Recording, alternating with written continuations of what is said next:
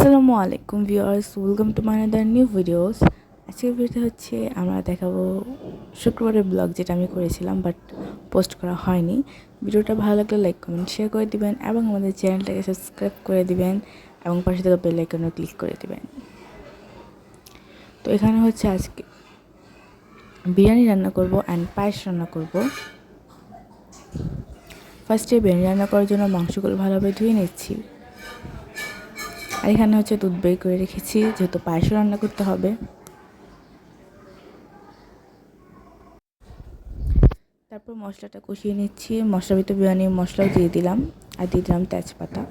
তো এটা হচ্ছে আমরা বিরিয়ানি মশলা কেনার সময় আমরা খেয়াল করিনি, বাট আমাদেরকে আকিস কোম্পানি বিরিয়ানি মশলা দিয়েছিলো অ্যান্ড সেটার মধ্যে দেখলাম তেজপাতা অ্যান্ড মশলা আলাদা করে দেওয়া।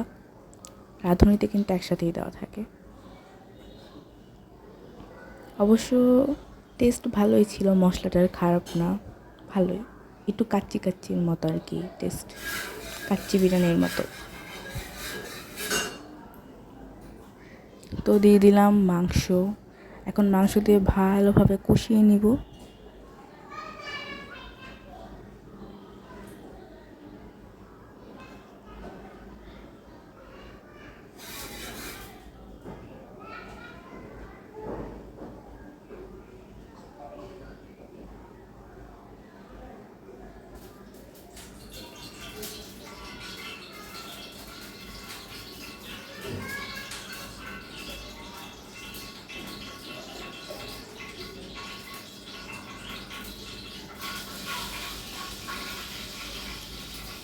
এখানে হচ্ছে পায়েসটা হচ্ছে আমরা লাউ দিয়ে রান্না করব, বাট যেহেতু লাউ দিলে পায়েসটা এতটা ঘন হবে না, এই জন্য হচ্ছে আমরা একটু চাল গুঁড়ো করে দিয়ে দিয়েছি।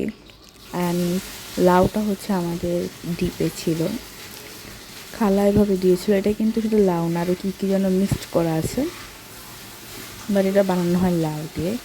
আর লাউর পায়েস এটা খেতে অনেক মজা, বাট আপনি যদি মানে ইনস্ট্যান্ট কোনো লাউ থেকে সরাসরি বানিয়ে করেন, মানে ফ্রোজেন না রেখে একদম নর্মালটা, তাহলে আরও বেশি মজা হয়। আর বিশেষ করে আমাদের এখানে দুধ কম হয়ে গিয়েছিলো, যেন অনেক ঘন হয়েছিল, বাট আরেকটু পাতলা হলে আরও বেশি খেতে মজা লাগতো।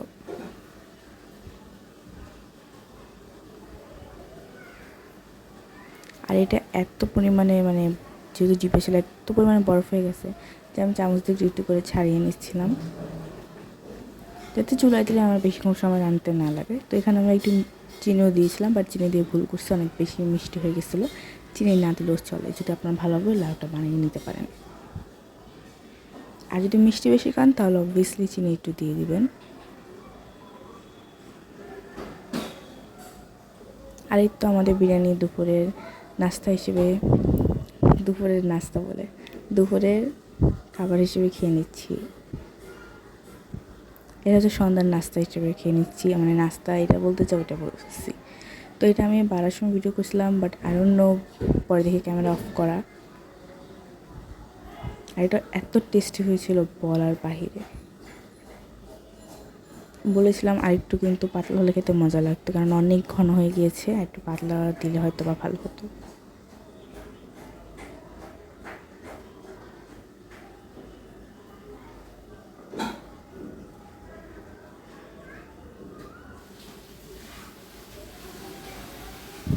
আর এখানে হচ্ছে আমার নানি বাড়ি থেকে কাঁঠাল দিয়েছিল, তো এর জন্য ভাবলাম আমার কাঁঠালটা ভেঙে আপনাদেরকে দেখাই। একটা কাঁঠাল অলরেডি খাওয়া শেষ, এটা হচ্ছে দ্বিতীয় কাঁঠাল। অ্যান্ড আগের কাঁঠালের থেকে এই কাঁঠালটা একটু বেশি মজা, বাট এগুলো সব কটার অনেক ছোট ছোট। তো আম্মু যখন কাঁঠাল ভাঙতেছিল, আমি তখন অর্ধেক কাঁঠাল একাই খেয়ে ফেলছি আম্মুর ভাঙতে ভাঙতে। তো দেখতেই পাচ্ছেন কাঁঠালগুলো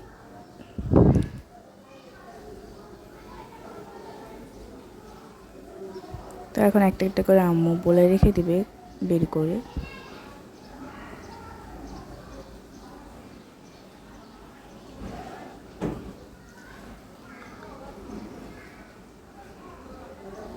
অ্যান্ড এই কাঁঠালটা সত্যি অনেক মিষ্টি ছিল আগেরটার তুলনায়।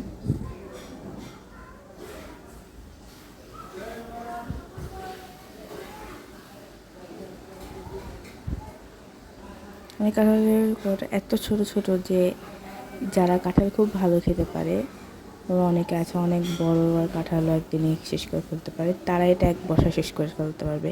তো অনেক ছোট ছোট।